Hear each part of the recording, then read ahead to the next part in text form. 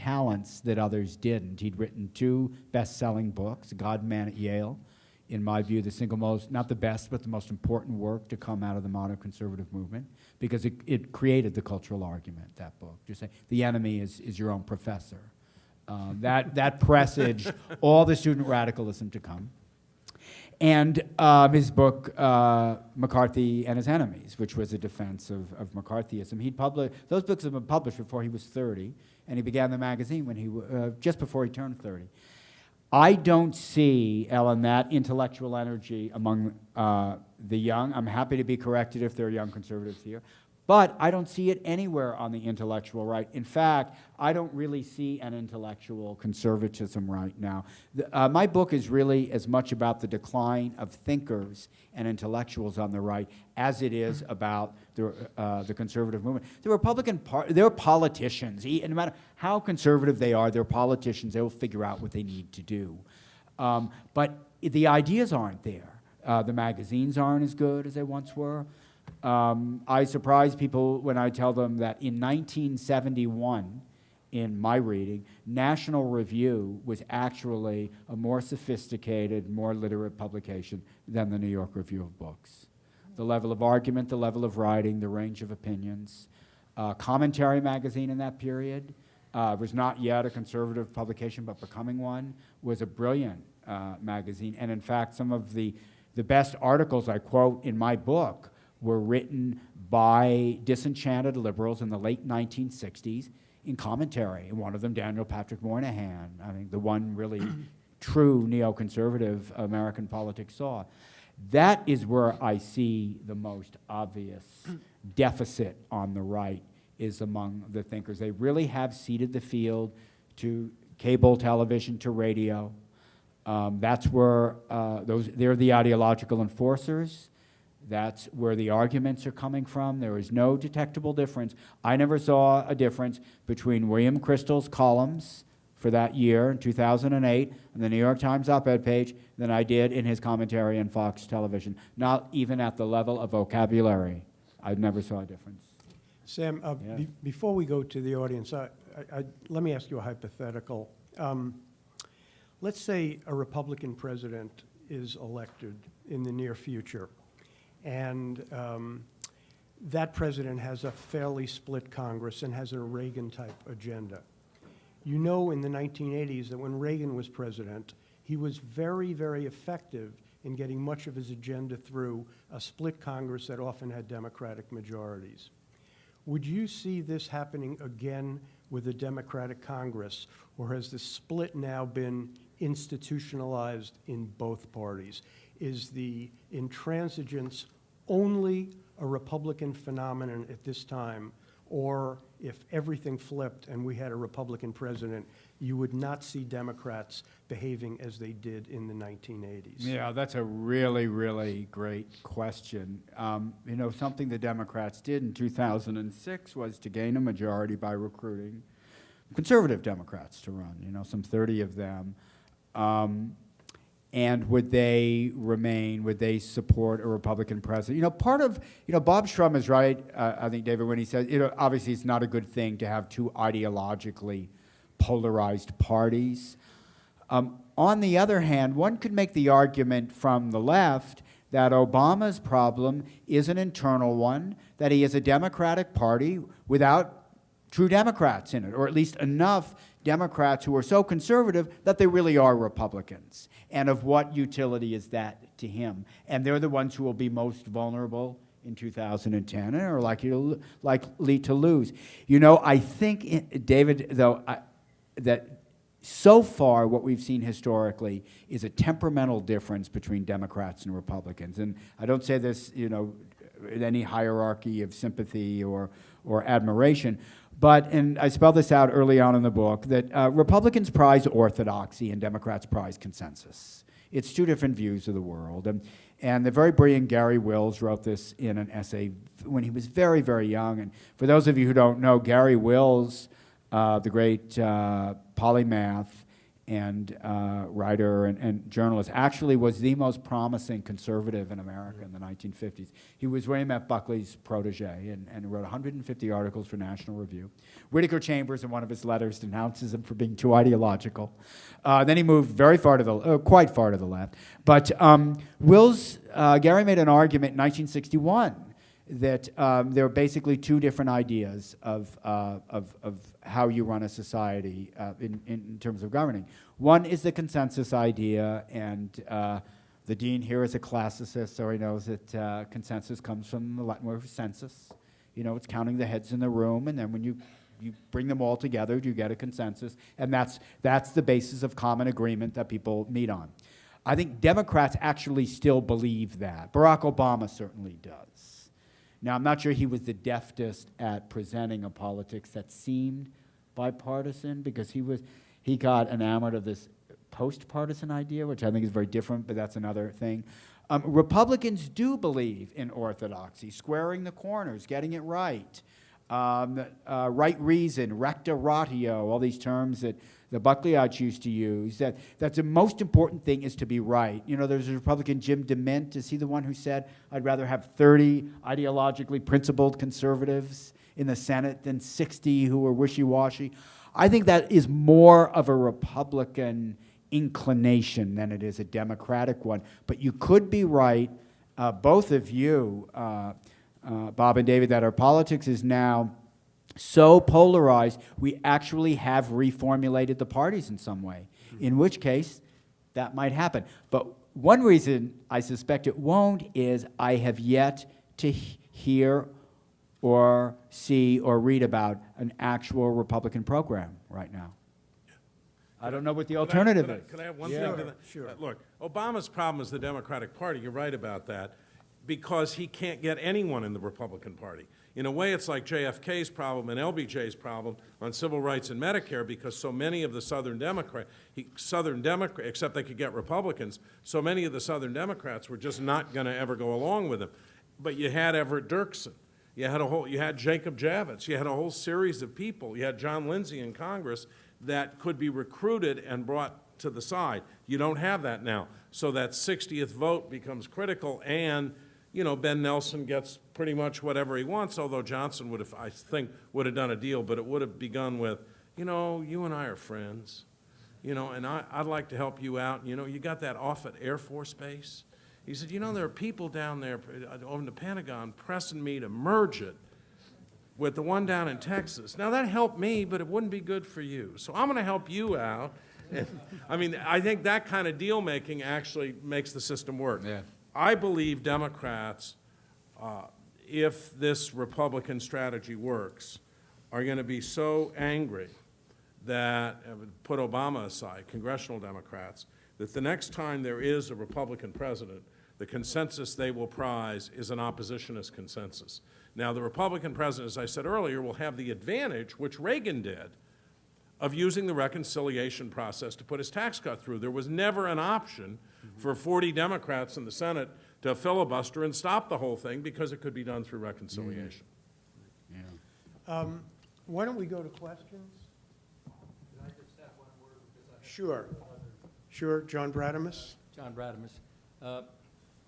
First, I want to express my personal appreciation to you and all three of the participants in the symposium for what I think has been a brilliant discussion of the nature of American politics. The only reason I asked to speak now is that such is my life that in 10 minutes I have to introduce a new endowed professor at the King Juan Carlos of Spain Center. And as some of you know, I did my PhD on the anarchist movement in Spain. I like to say I studied anarchism but did not practice it. In any event, I appreciate Ellen's having mentioned the Center for the Study of Congress, which we are creating here at New York University. And the purpose of that is related to your discussion here, because I want to make the point that in our separation of power system, where we do not have such highly disciplined parties as in the UK, for example, Congress has a very important role in making national policy. Now, I served in Congress with 6 presidents, 3 Republicans, Eisenhower, Nixon, and Ford, and 3 Democrats, Kennedy, Johnson, and Carter. And in my last 4 years, I was the majority whip of the House. So I had an opportunity to meet with the other leaders, both of the House and Senate, of my party, and with the president. In this case, it was President Carter. I recall very well, as a member of the Committee on Education and Labor, which dealt with highly controversial issues, working very closely with my Republican colleague, Al Quie of Minnesota. He was a Republican, I was a Democrat. We didn't hide our partisan commitments, but we respected each other, and we could sit down and talk and deal. And I did a book, I'll send you a copy, called The Politics of Education, which I explain all this. Having said that, I now have to rise and go, and I yield back the balance of my time, Mr. Speaker. Thank you, John. And I ask unanimous consent to revise and extend my remarks. Thank you. Any questions? There must be some. Yes.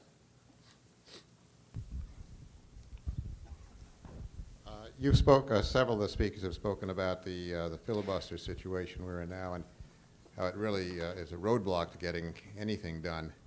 I would like to get your views as to what do you think would happen if the Democrats said, we're going to push this through and actually make the Republicans filibuster instead of just threaten to filibuster. That's what happened with the civil rights legislation and legislation back in the 60s.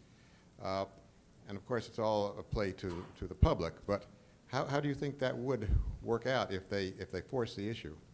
I think they would do it. I think the Republicans would stand and give 24-hour-long speeches, that there would be teams of them, and that you'd still have to get the 40 votes.